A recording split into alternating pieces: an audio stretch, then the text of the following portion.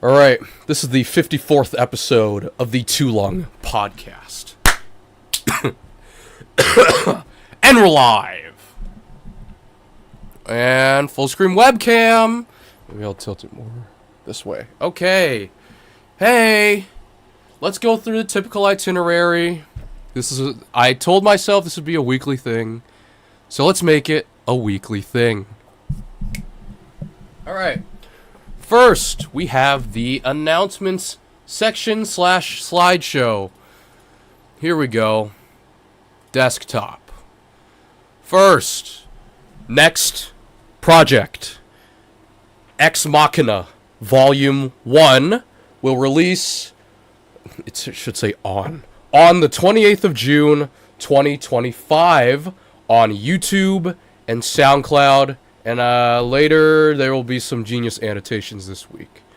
This is the first in a series of mass-produced, lower-effort, fully realized projects in between major ones, because the next major one is Verse Collection Volume 3, and I really don't know how to write the rest of that project right now. Next, bar riding habit. In July, because I want to uphold my promise of making this mass-produce, I will dedicate 1 hour of bar riding a day in July until the next interim project, Ex Machina Volume 2, is written. I will stream every session until that project is complete. Those are the announcements. Next, we have inquiries that people bring up to me. We have Fortnite. There was a question about Fortnite asked to me. Fortnite and Power Rangers is not in the game yet. How? This is me kind of asking out of ignorance because I didn't go any further researching about the Fortnite Power Rangers crossover, but it's just an inquiry that was brought up to me. I do, however, want to see some more Fortnite and WWE crossovers. As a fanboy and as a casual Fortnite player. Alright, to continue the inquiries, we have a few articles here. This first inquiry, well, it's really the only inquiry because the second inquiry, article, link, whatever, is a video. And I will cover that in a later article. So, first article. Right. From Forbes. This was linked to me. 16 billion Apple, Facebook, Google, and other passwords leaked. This was June 20th, which was 3 days ago. Let's see. Update, June 22nd, 2025. This story, originally published on June 18th, has been updated to include details of how to switch from passwords to the much more secure passkey technology if you are an Apple, Facebook, or Google user. There is now also additional input from cybersecurity professionals regarding the 16 billion credentials, mother of all leaks, including clarification regarding the legitimacy of the data leaked and the services impacted. This is a constantly evolving story, and I will do my best to keep the coverage here up to date. Thank you. Thank you, Forbes. If you thought that my as in Davey Winders, if you thought that my May 23rd report confirming the leak of login data totaling an astonishing 184 million compromised credentials was frightening, I hope you are sitting down now. Researchers have just confirmed what could be the largest leak ever, with an almost incredulous 16 billion login credentials, including passwords, exposed. As part of an ongoing investigation that started at the beginning of the year, the researchers have postulated that the massive password leak is the work of multiple info stealers. Okay. Here's what you need to know and do. Password compromise is no joke. It leads to account compromise, and that leads to, well, the compromise of most everything you hold dear in this technological-centric world we live in. It's why Google is telling billions of users to replace their passwords with much more secure passkeys. It's why the FBI is warning not to... I fell for this trap a few weeks ago. It's why the FBI is warning people not to click on links in SMS messages. Oh, man.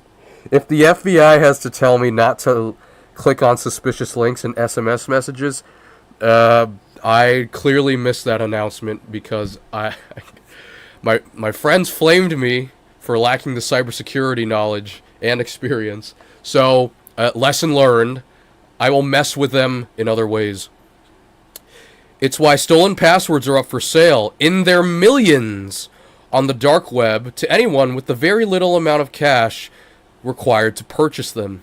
And it's why this latest revelation is, frankly, so darn concerning for everyone. I already see a name that I think Google Translate should handle.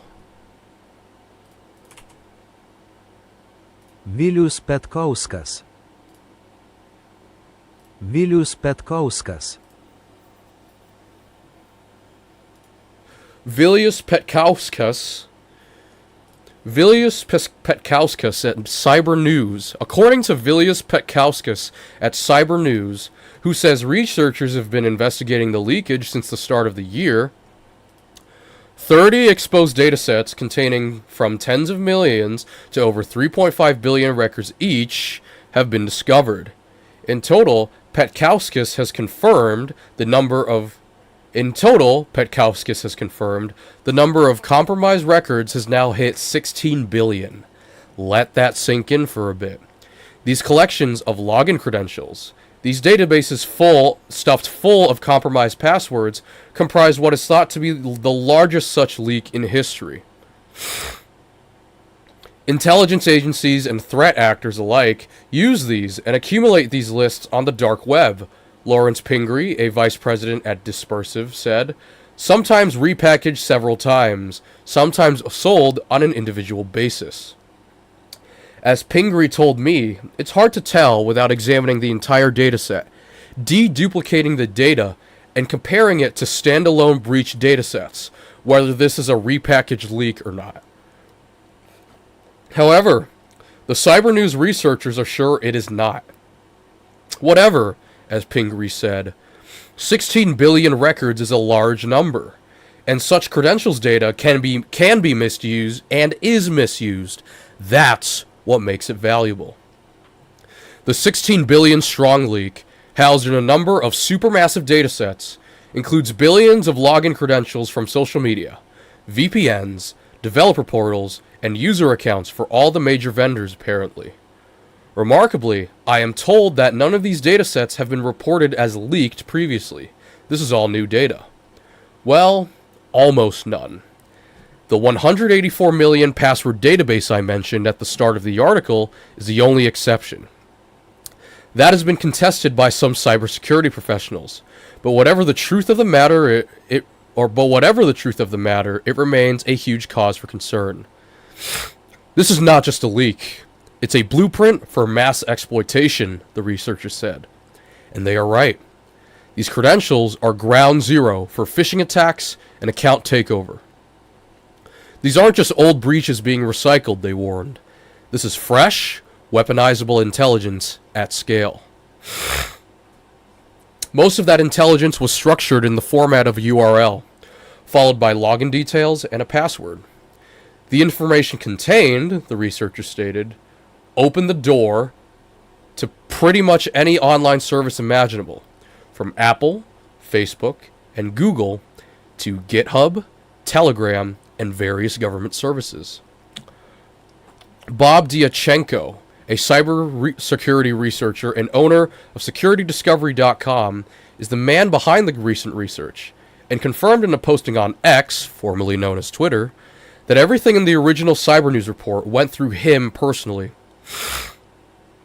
There was no centralized data breach at any of these companies, Diachenko said, adding that credentials we've seen in InfoStealer logs contained login URLs to Apple, Facebook, and Google login pages. Those publications that have reported this as being a breach involving Apple, Facebook, or Google have, unfortunately, misinterpreted the information that has been reported. None of which makes this the mother of all leaks disclosure any less important if you have accounts at these or any other vendor which are protected by credentials that you have reused across other services online. The increased number of exposed InfoStealer datasets in the form of centralized traditional databases, like the ones found be the Cyber News Research Team, may be a sign. I'm going to Google Translate this again. Detect language. Aris Nazarovas. Aras Nazarova.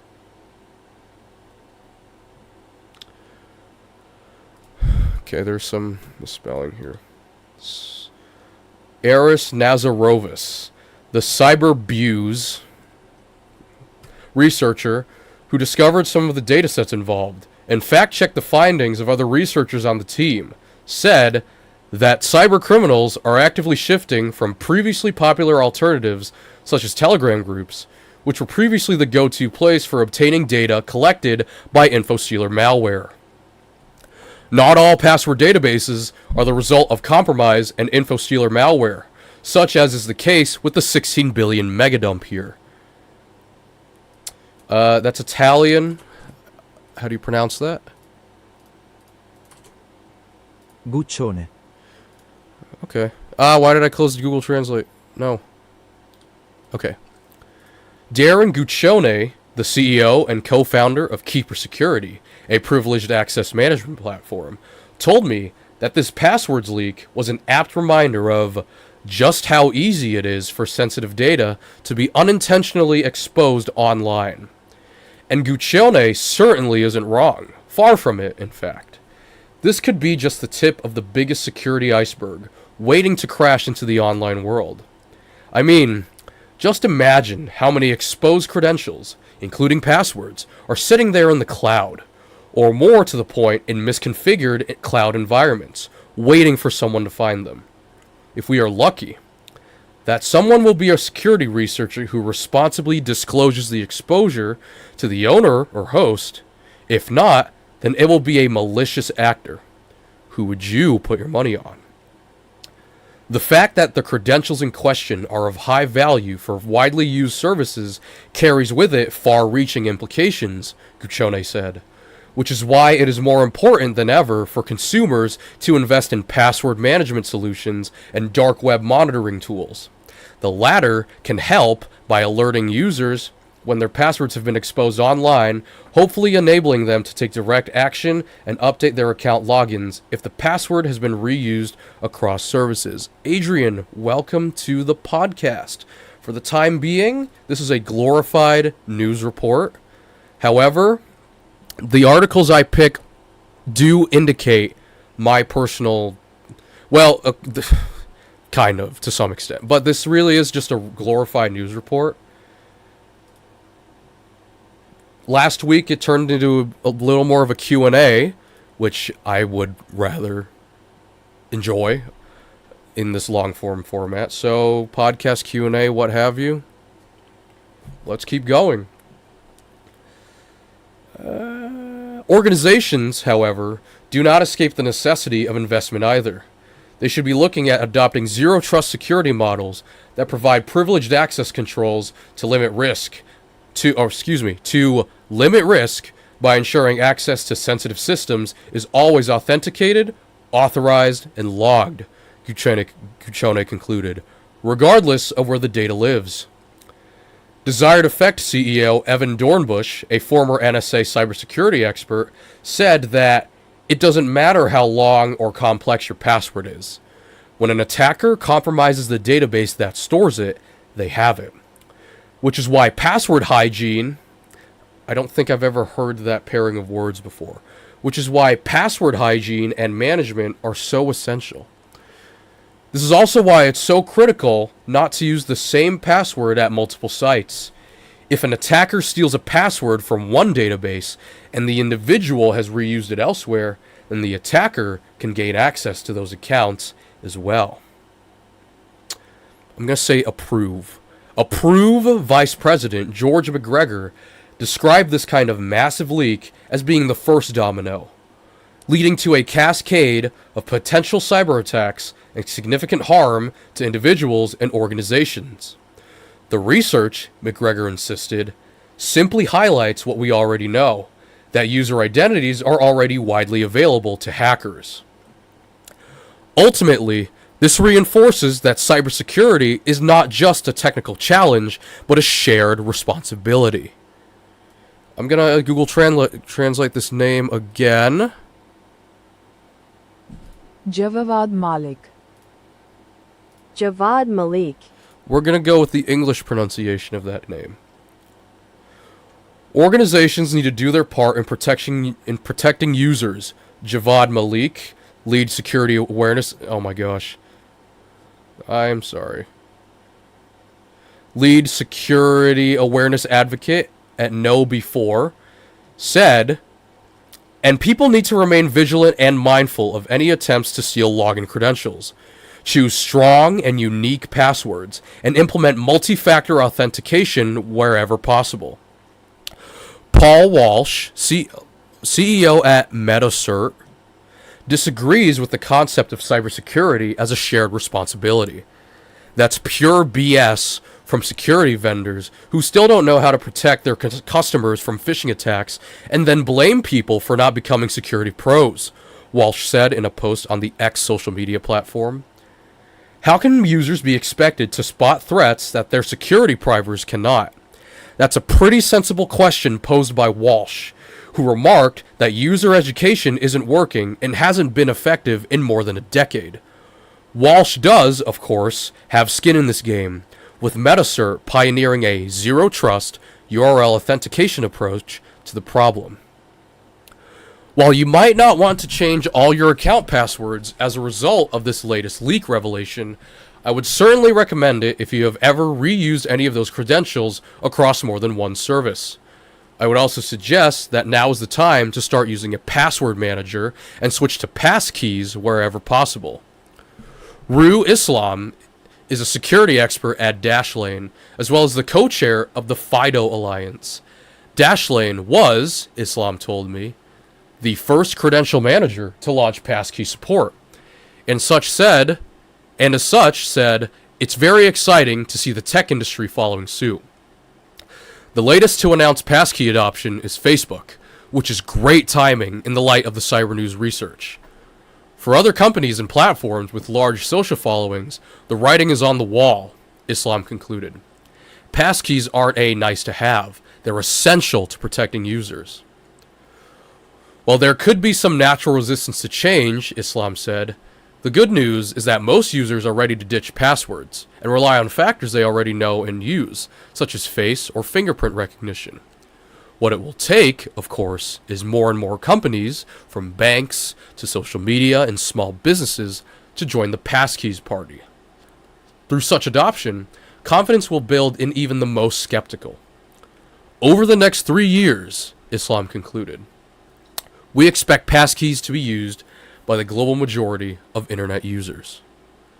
Thank you. What's your name? Davey Winder?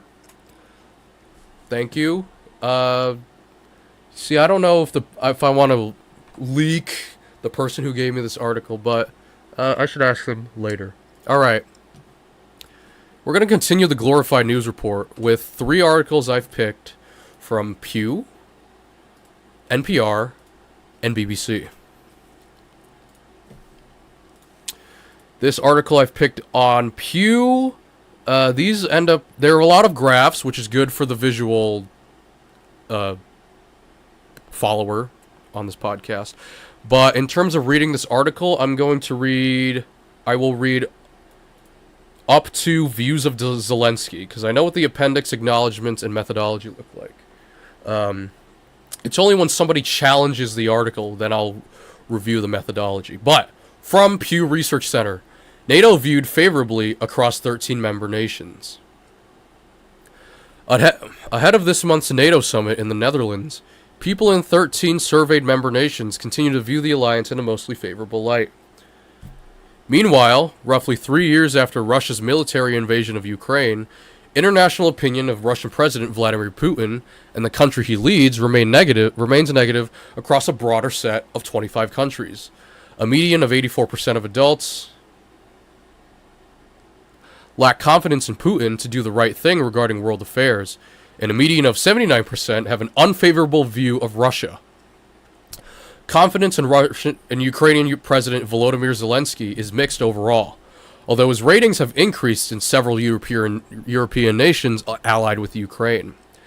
These findings are based on a survey of 31,938 adults in 25 countries conducted January 8th to April 26, 2025, before the Ukrainian drone attacks against Russia and the latest round of peace talks between the two countries. NATO is seen more favorably than not across most of the 13 member countries included in the survey. A median of 66% of adults have a positive view of the alliance. Opinions vary widely, however, from 81% favorability in Poland to 28% in Greece. Favorable views of NATO have declined since 2024 in a few countries, including Turkey and Greece, where the organization is historically less well regarded than it is in other member nations. However, positive views of NATO are up since last year in Canada and Germany. Opinions of NATO are divided along ideological lines. In 4 member nations surveyed, Canada, Hungary, the United Kingdom, and the United States, people who place themselves on the ideological left are more likely than those on the right to see NATO favorably. In Greece and Sweden, by contrast, the organization gets higher ratings from the right than the left. Across the broader set of 25 countries, few people express confidence in Putin's leadership on the world stage. A median of 15% have confidence in him to do the right thing regarding world affairs, while a median of 84% do not. Confidence in Putin has remained low since Russia's February 2022 invasion of Ukraine, but views of Putin have become more favorable in a handful of countries since 2024. Confidence in the Russian president is up in Greece, Hungary, Italy, Mexico, Turkey, and the U.S. In the U.S., this movement has come largely among Republicans and Republican-leaning independents. Still, only 17% of Republicans have confidence in Putin. People who place themselves on the ideological right have become more confident in Putin in 6 countries since last year: Nigeria, Italy, Mexico, Hungary, Brazil, and the U.S. In many countries, confidence in Putin is related to confidence in U.S. President Donald Trump. In Australia, Canada, and most of the European countries surveyed, people who have confidence in Trump are also more likely to have confidence in Putin. Welcome back, Toxic Gameplays, to a glorified news report. It's me reading the news because otherwise I'm playing the numbers game right now. I don't really have opinions to talk about on my own until somebody jogs my memory or jogs my cognition. But yeah. Russia continues to be seen in a mostly negative light by people in the 25 countries surveyed. A median of 19% have a favorable view of Russia, while a median of 79% have an unfavorable view. In 2 countries, India and Indonesia, views of Russia are more favorable than not. How old am I now? A little over 22 and a quarter years old. And in Nigeria and Mexico, opinions are mixed. While overall favorability of Russia remains low, an increasing share of the public in 5 countries, Greece, Hungary, Italy, and Turkey, have a positive view of the country.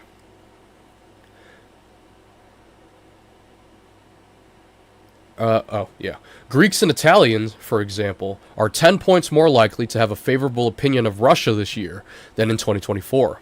And in Hungary and Italy, views have become especially more positive among people on the ideological right and those who support their nation's right-wing populist party. I'm Unk. That's what I've been calling myself ever since I graduated last month. I'm not part of the college community. starting in August, September. But yeah, I'm beyond it. Did I read that? Yeah, whatever. People across most of the country surveyed see the U.S. more favorably than Russia, even as positive opinion of the U.S. has dropped over the past year. However, adults in Indonesia, Mexico, and Turkey express more favorable views of Russia than of the U.S. I graduated from high school last month? No, from college. Confidence in Zelensky is mixed across the 25 nations surveyed. A median of 45% have confidence in him to do the right thing regarding world affairs, while an identical median share do not. The survey was conducted before Ukraine's drone attacks against Russian targets. While confidence in Zelensky dipped in some countries between 2023 and 2024, it has increased in some of the same places over the past year. For example, 64% of Germans have confidence in Zelensky today, up from 54% in 2024 and closer to the level of support measured in 2023. Ooh, I got some food for thought for you, Toxic Gameplays. My current trophy hunt is Demon Souls. Fire away. In many European countries, supporters of right-wing populist parties are less likely than non-supporters to express confidence in Zelensky. And, as is the case with international views of Putin, confidence in Zelensky is related to confidence in the U.S. president. Across most of the 25 countries surveyed, people with confidence in Trump are less likely to express confidence in Zelensky. In 15 of the 25 countries surveyed, including NATO member nations Canada, France, Germany, Sweden, and the U.S., people have more confidence in Zelensky than in Putin. However, in 8 countries, including Greece and Hungary, people express more confidence in Putin than in Zelensky. In Argentina and Kenya, confidence in the two leaders is similar. I did Elden Ring already. I did Elden Ring around this time, almost to the day, last year. Elden Ring was my 100th Platinum Trophy. It's also, statistically, based on how I rated it, one of my favorite games of all time.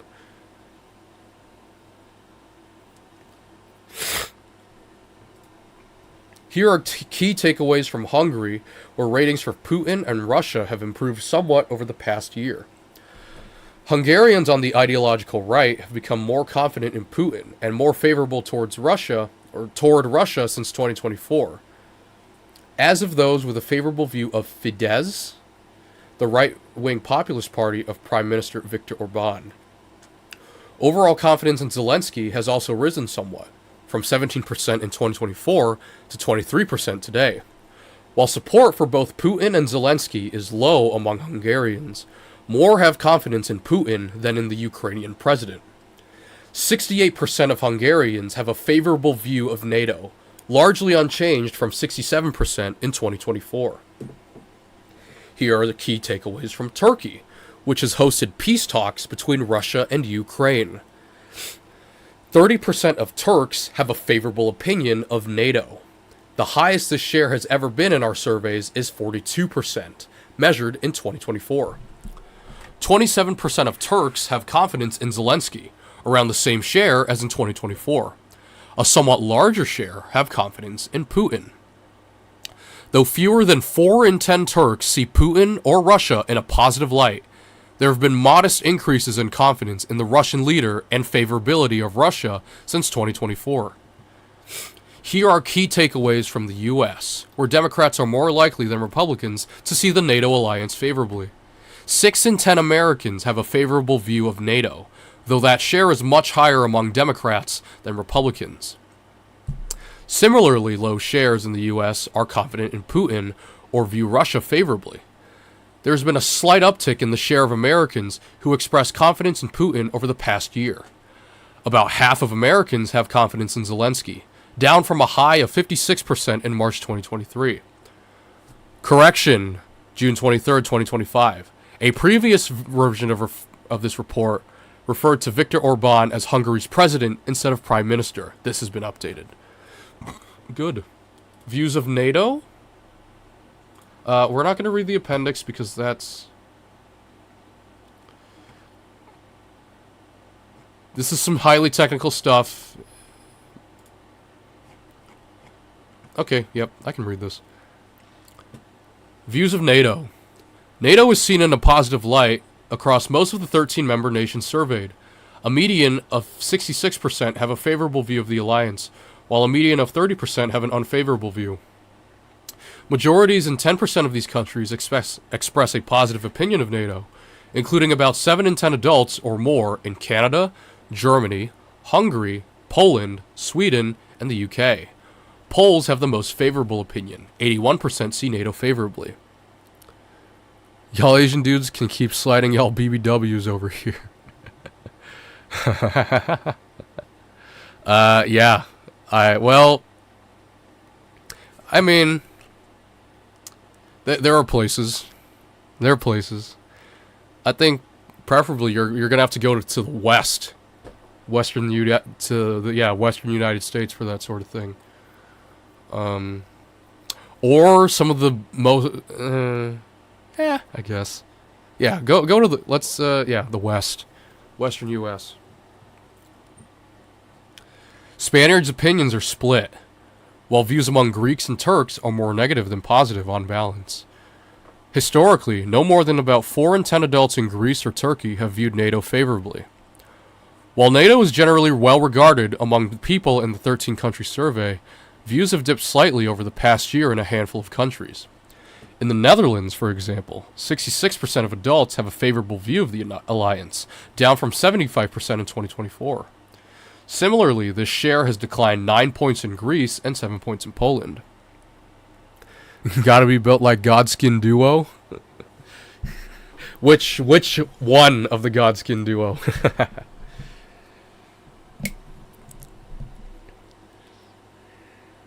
Views of NATO among Poles, historically one of the public's most favorable toward the organization, have cooled slightly.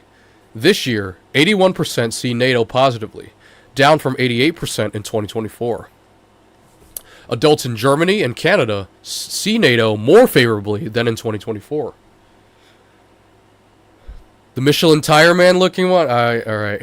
Yeah, I think that's the Godskin Noble, if I remember correctly. The Godskin Noble. Shout out the Godskin Noble. In Canada, Hungary, the UK, and US, people who place themselves on the ideological left are more likely than those on the ideological right to express a positive view of NATO.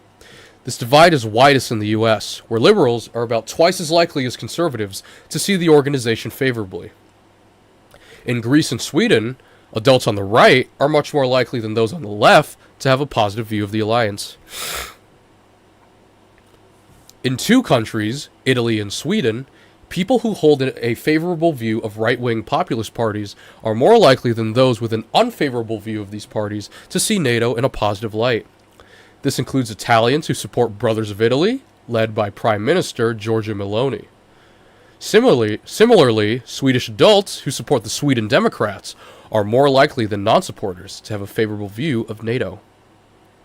Some right-wing populist party supporters are less likely than non-supporters to express a favorable opinion of the alliance. This is the case for Hungarian supporters of Fidesz and British supporters of Reform UK. And Germans who support Alternative for Germany are 34 points less likely than non-supporters to have positive opinion of NATO. Next, views of Russia and Putin. Okay, yep. I like these charts. They're good for the visual follower.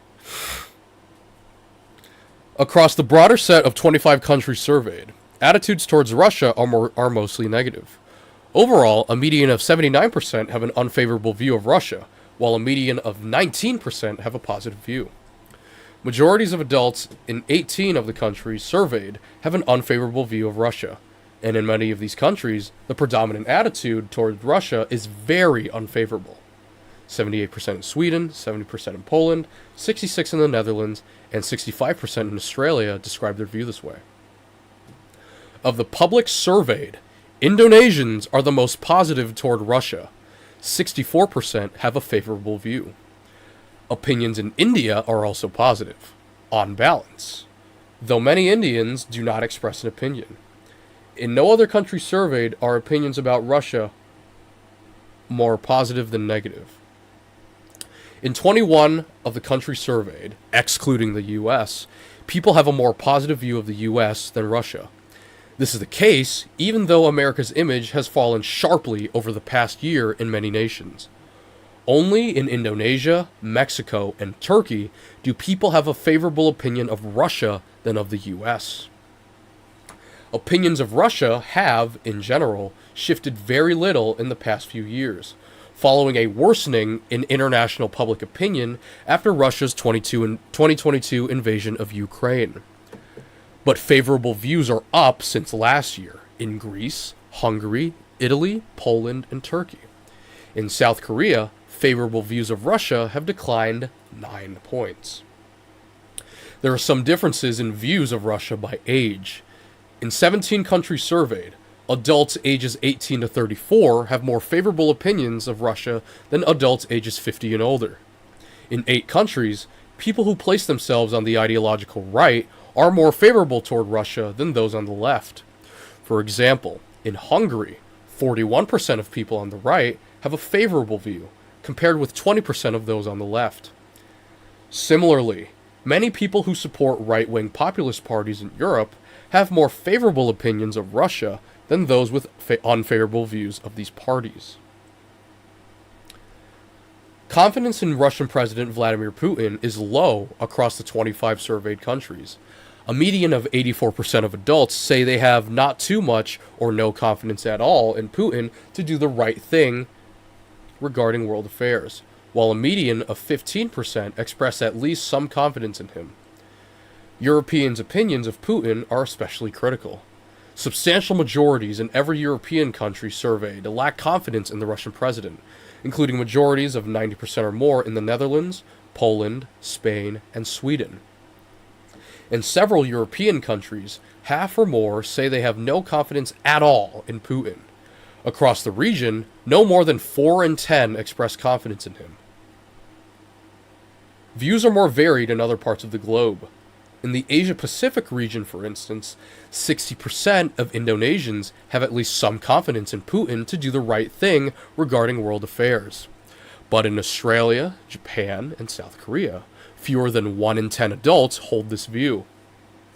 Of the sub-Saharan African public surveyed, Kenyans and Nigerians are divided in their views of Putin, while South Africans are more critical.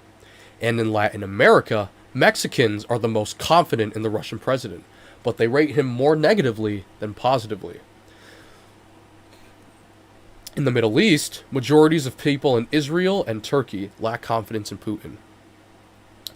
Confidence in Putin has remained low in most countries since Russia's 2022 invasion of Ukraine, though opinion has improved slightly in some countries. For example, in Mexico, confidence in Putin is up by 10 points since last year. And in Hungary, roughly a third now have at least some confidence in him, up from 23% last year. Confidence in Putin is also up in Italy, Greece, Turkey, and the US. Indonesians got that thing back there. Oh, shoot. I can't really attest to whether you're right on that, but I'm sure you found a proper sample size to support your claim.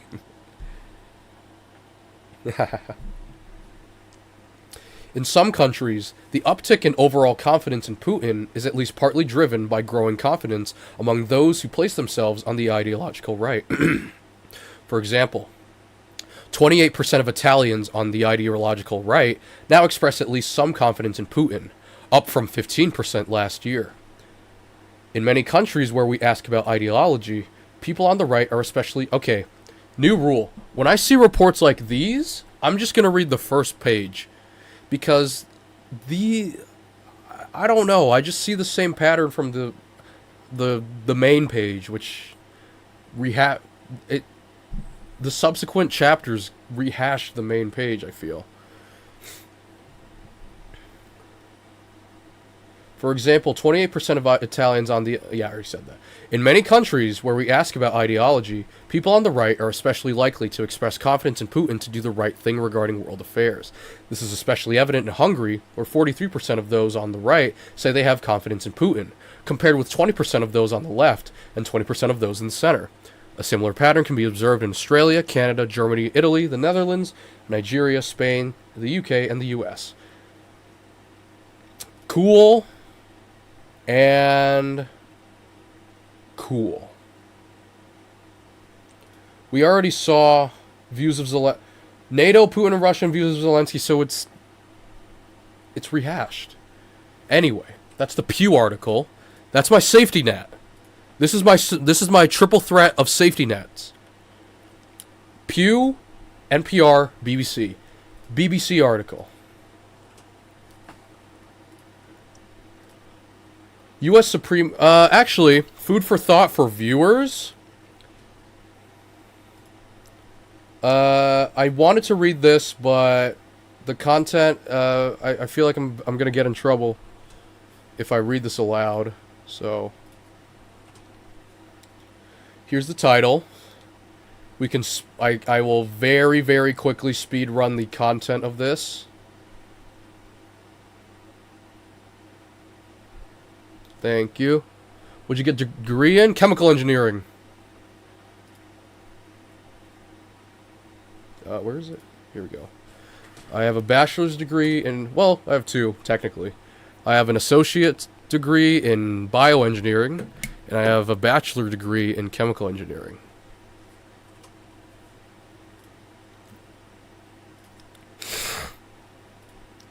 Alright, from NPR... U.S. Supreme Court allows, for now, third country deportations. The Supreme Court on Monday blocked a lower court order that required 15 days' notice to individuals the Trump administration is trying to deport to countries other than their own. Walter White? That would be, I guess. But Walter White's main specialty is chemistry. And there is a chemistry major at the institution I went to.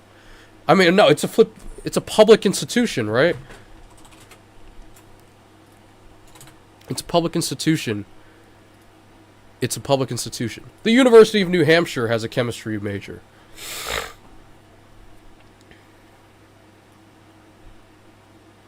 The High Court's action, at least for now, reversed the lower court's order, requiring that those being deported have enough time to contact their lawyers and present evidence that would show their lives would be in danger if deported to certain countries.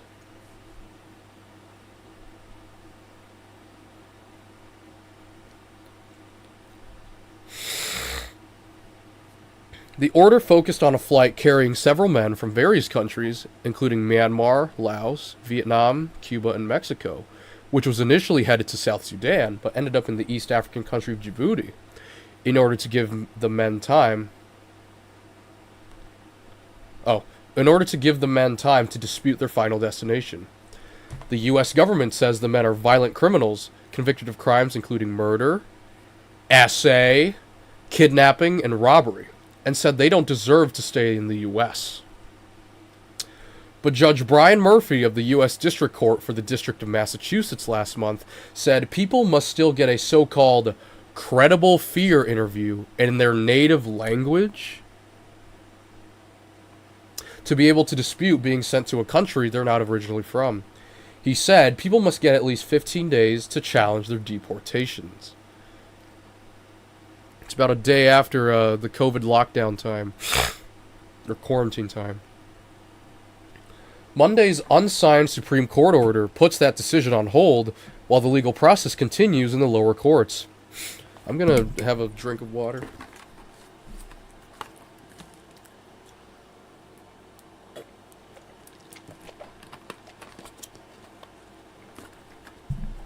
There we go.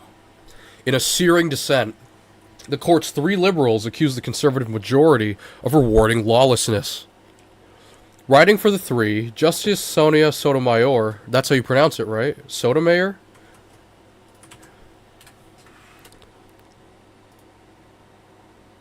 Sonia Sotomayor. Okay, yeah. Justice Sonia Sotomayor said, "The government has made clear in word and deed that it feels itself unconstrained by law, free to deport anyone, anywhere, without notice or an opportunity to be heard." Sotomayor said the Trump administration had already acted in violation of unambiguous lower court orders by flying 4 non-citizens to Guantanamo Bay and from there to El Salvador.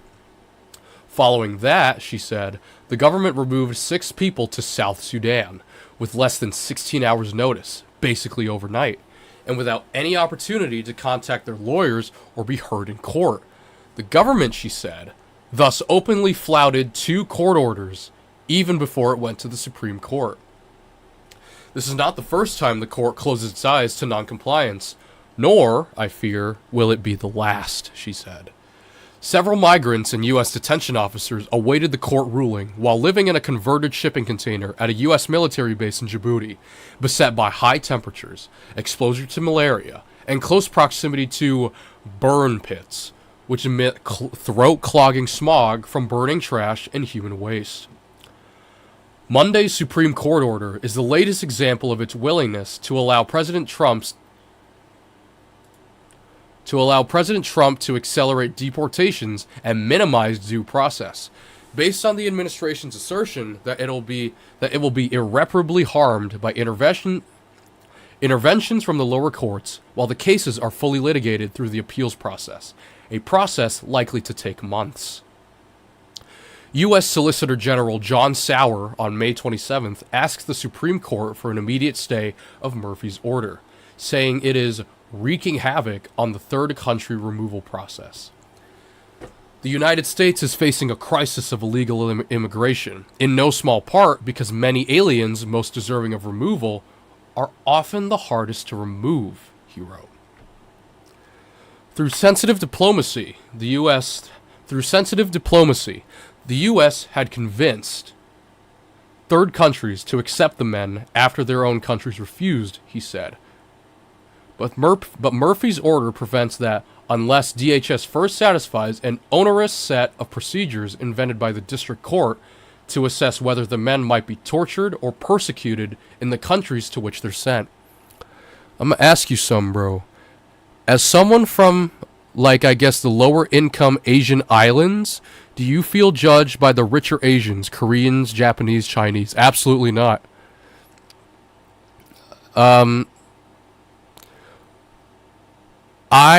In my opinion, the East Asian people I encounter in the United States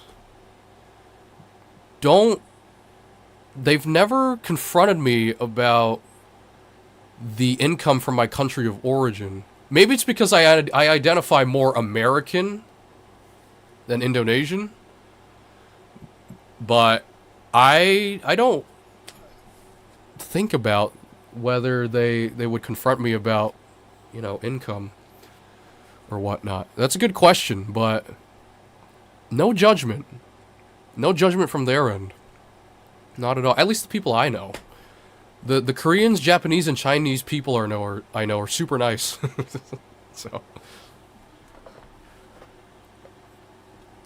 but I would be open to that conversation if they ever brought it up to me. That's a good question. Okay. Next, U.S. Solicitor General John Sauer on May 27th asked the Supreme Court for an immediate stay of Murphy's order, saying it is wreaking havoc on the third country removal process. Into A, they racist to... You from Atlanta? Racist to each other? Ah, man. That's tough, honestly.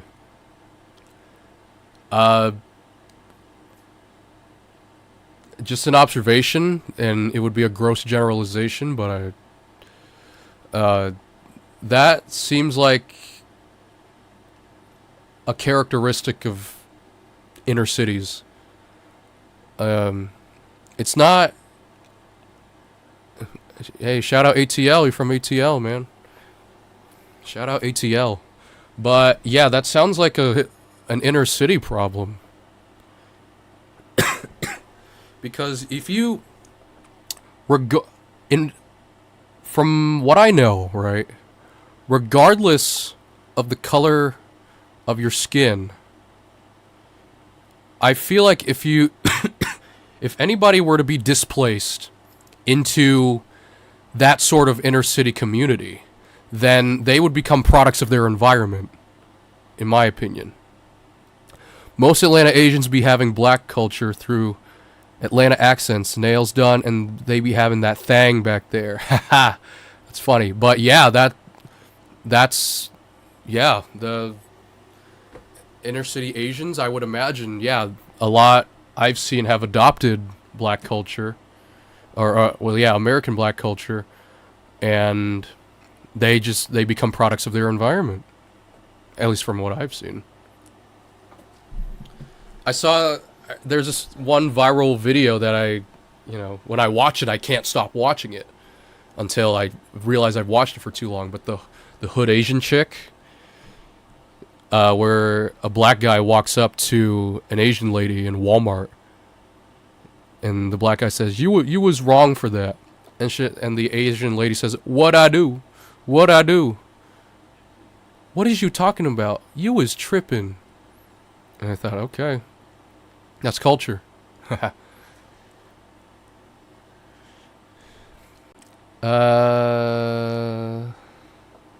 Okay, I already said all that.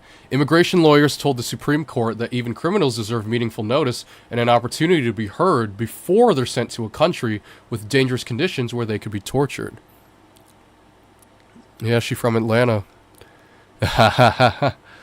Yeah, that viral clip. It's just interesting.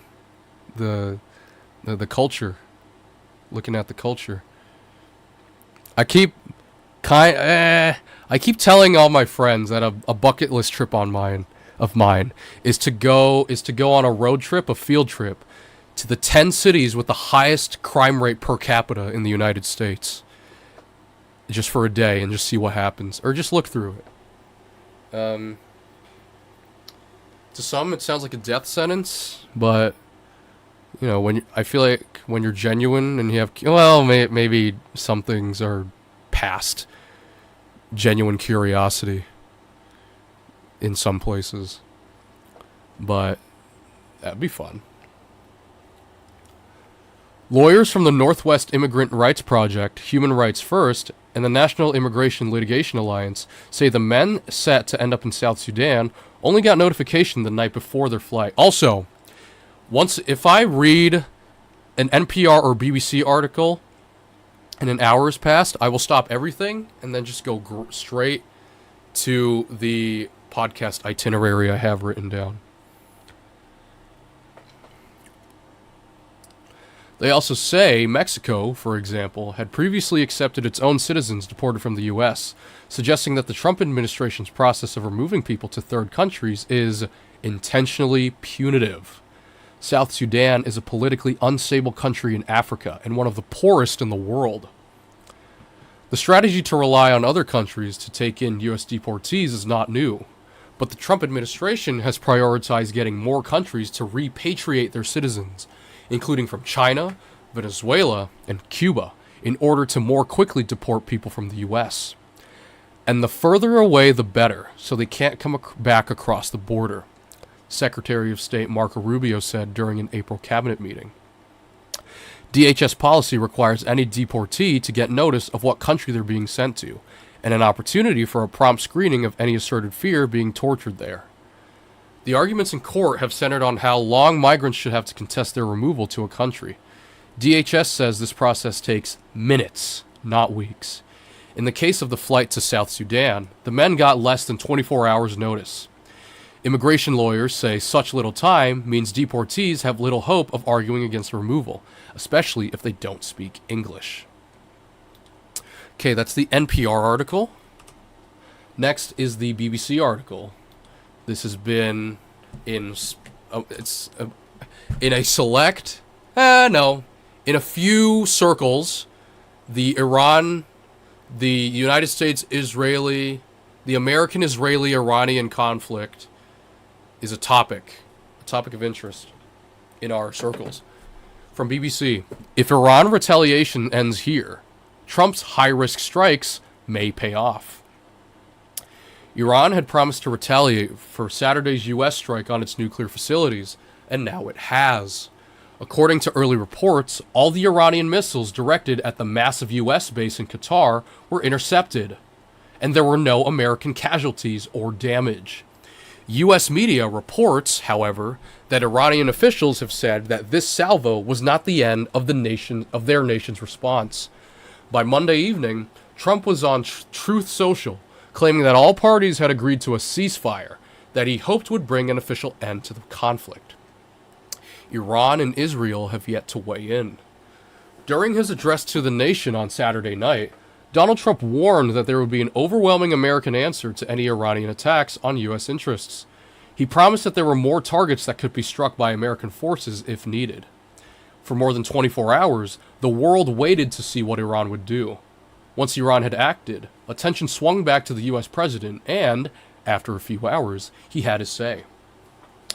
Iran has officially responded to our obliteration of their nuclear facilities with a very weak response, which we expected and have very effectively countered, Trump posted on his social media site. Let's look at the, I swear if there's an ad. Wow. Okay. He said that Iran had it gotten out of their system, and added that perhaps Iran can now proceed to peace and harmony in the region. If the damage is indeed limited and no additional Iranian attacks are forthcoming, Trump seems inclined to hold his fire in the hopes that the Iranians will be willing to negotiate in earnest. And if the ceasefire does indeed go as he's described, that could be the case. Trump's weekend attack on Iran was a high-risk maneuver, but a scenario in which the payoffs are already coming into view. A similar dynamic played itself out in January 2020, when Trump ordered the targeted killing of Iranian Revolutionary Guard leader Qasem Soleimani in Baghdad. Wait. This isn't New York, is it? This looks like New York. Is that Junior's? Yep. I remember this. This is Times Square. Well, it's near Times Square. Iran launched missiles at military bases in Iraq, injuring more than 100 American soldiers. Wait.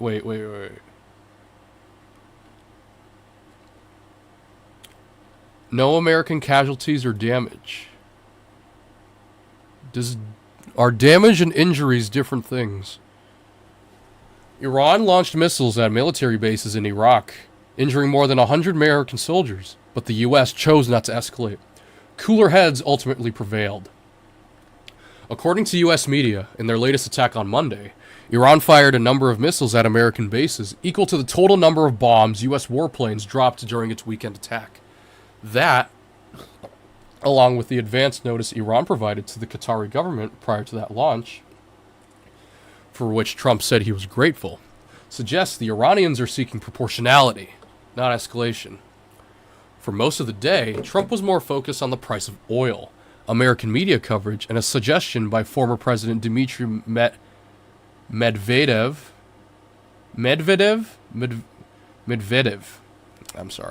that an outside nation provide Iran with nuclear weapons. On his flight back from the G7 meetings in Canada Monday night, Trump had told journalists aboard that the U.S. military was prepared for an Iranian threat. "We have great people that know how to protect themselves," he said. "Our troops are ready." If Iran has another round of attacks, however, and there are American deaths or significant damage, pressure will mount for Trump to respond. On Sunday, U.S. officials had stated, in no uncertain terms, that, unlike past U.S. leaders, this president follows through on his threats. To do so, however, would risk exactly the kind of protracted warfare that even some of Trump's own supporters feared would result if the U.S. joined this fight. For the moment, however, Iran is offering an off-ramp from this conflict, and Trump appears more than eager to take it. And that's the end of the BBC article. We are almost at an hour, and I almost cut myself off from the BBC article. Now, requisite in my determined itinerary for this podcast, we have the TikTok 10 swipes challenge. My boyfriend is training here. What's this? So I just thought I'd come in. All right, this is not a swipe yet, but a patient. My boyfriend is training here. All right, 1. Wait, that's not Where the fuck is my extra large butterfinger 1. blizzard? You need to be asking her where the fuck the Ozempic at, you fat ass bitch. AI clapbacks. Well, damn, bitch. 2. You don't have to inhale.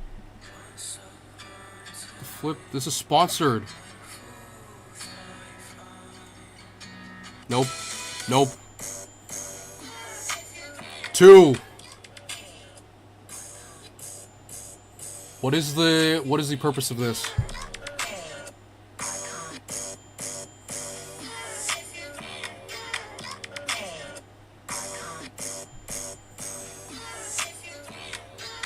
Three. Funny babies of TikTok. This is a repost. Number 3. We are going to war. To war we are going. I mean, you good now. 4. I'm stopping you because you're driving. AI cop videos. Because I'm black. That's right. Step out of the vehicle. Let's see what we got. He was going 7 over. Oh man, I gotta turn this camera off because of this damn. The usual suspect. 5. Name a boy name that starts with the letter Avoid saying the same thing as me or you're eliminated. 2. Number 6. My name is Dudot. I got a Drewski. You in my city, shorty. You in my city now. So what's up? 1 cunt. 2 cunts. Add They gon' hate me regardless. That's why I do what I do. 7. See me in A person. weight loss journey. I might just snatch up your dude. They gon' hate me regardless. That's why I do what I do. See me in person, I'm flawless. I might just snatch up your dude. They gon' hate me regardless. That's why I do what I do. See me in person, I'm flawless. I might just snatch up your dude. They gon' hate me regardless. That's why I do what I do. See me in person, I'm flawless. 8.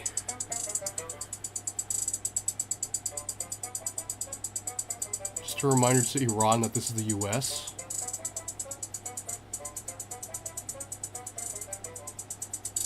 What's the... Oh, they dodged you... They dodged Massachusetts. 9. Add... call out your battery percentage. If I call your battery percentage, then you're out. Okay, stay throughout this whole video. And finally, number 10. Mom calls dad to say goodnight. Okay, I mean, that's content I needed for a track. Okay, now back to desktop. We're going to open up the Notes app. We're going to open up the notepad and we're going to freestyle.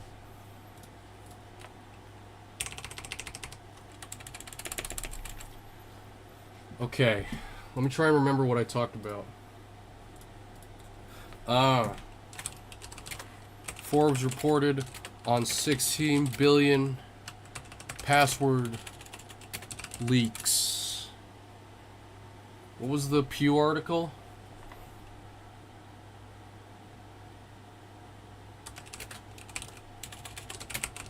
NATO got people thinking that they should retreat. What was the NPR article? Third country deportation. Third country deportation is a different state of mind. What was the BBC article? Iran retaliation puts me on edge at night.